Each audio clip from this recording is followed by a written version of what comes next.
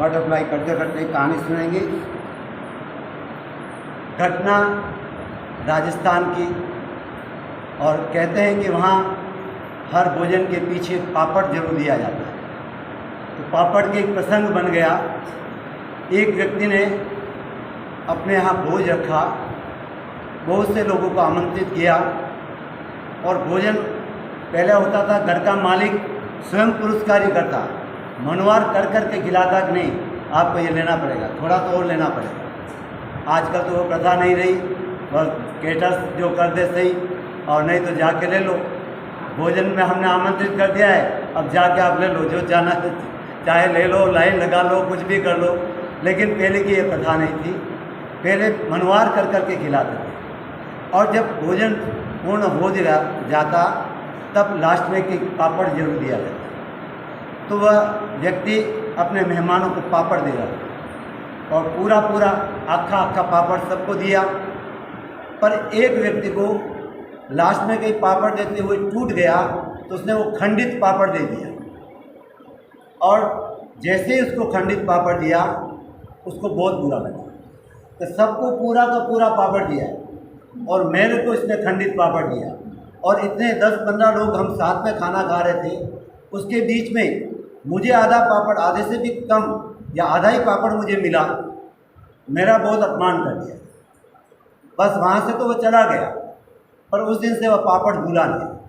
उसने कहा जरूर मैं इसका बदला लूँगा। पर इतनी भी सामर्थ्य नहीं कि अपना बोझ खुद रख सके, तो थोड़े दिन पैसे इकट्ठे किए अच्छे खासे, और फिर इसने 100 लोगों को बुलाया, तो इसने 200 को बुलाया।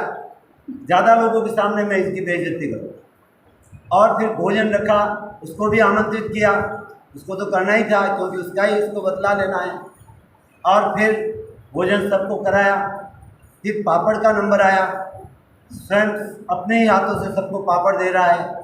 और जैसे ही वह व्यक्ति आया, उसके सामने पहुंचा, तो उसने जानबूझ के पापड़ को तोड़ के आधा किया और सबके सामने बोला, तो देखो याद रखा, याद है कि नहीं, तुमने जब मुझे भोज पे बुलाया था तब खंडित पापड़ दिया था, इसलिए तुम्हारे हिस्से में यही पापड़ आएगा।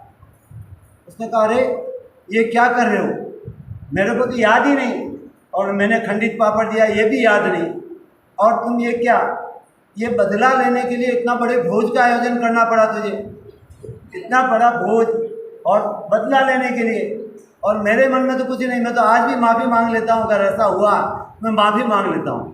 पर उस बात को, छोटी सी बात को इतने वर्षों तक तुमने संभाल के रखा, उसके लिए पैसा इकट्ठा किया, तब भोज आमंत्रित किया, और फिर मुझे वो आधा पापड़ दिया। तो उसी दिन बोल देते तो भी मैं समझ जाता कि भाई नहीं, ये ले आधा पापड़ नहीं, पूरा पापड़ लो, एक ही बदले में 2 दे देता।